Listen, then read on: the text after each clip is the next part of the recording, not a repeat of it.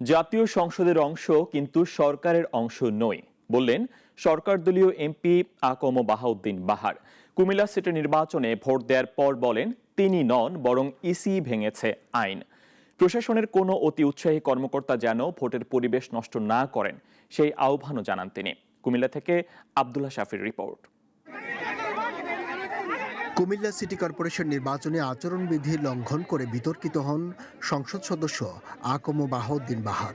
ইসির নির্দেশে এলাকা না ছেড়ে চলে আসেন আলোচনার কেন্দ্রে। এমন পরিস্থিতিতে ভোট নিয়ে শঙ্কার মেঘ জমে ইসির কঠোর অবস্থানে কেটে গেছে সেই মেঘ। বাহারও বেরিয়ে এসেছেন অন্তরাল থেকে।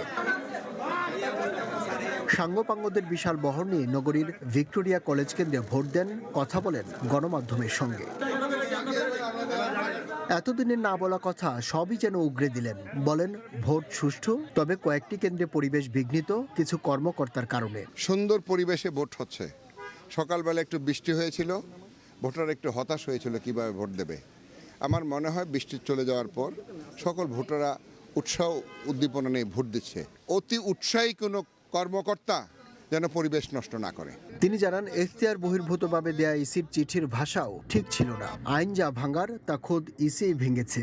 নির্বাচন কমিশন আমাকে যে চিঠিটা দিয়েছে, ইতিমধ্যে কিছু ইয়েলো জার্নালিজম যারা করেন তারা বিভিন্নভাবে আমাকে হ্যারাসমেন্ট করেছেন। উনি কথা শোনেন নাই এই শব্দ ব্যবহার করেছেন। আসলে আপনারা কেউ নির্বাচন কমিশনকে জিজ্ঞেস করেছিলেন যে আপনার কি অথরিটি আছে এই ভাষায় লেখা? দম্ভ সহকারে বলেন বাহারের ছায়ায় কুমিল্লার জন্য যথেষ্ট, আর তাতে জয় হবে নৌকারি। কেন্দ্রে আসা যাওয়া ছাড়া ভোটের মাঠে বেশিক্ষণ অবস্থান করেননি সরকার দলীয় এই সংসদ সদস্য। আমি বরং আপনাদেরকে জিজ্ঞেস করতে চাই। আব্দুল্লাহ শাফি, নাগরিক, কুমিল্লা।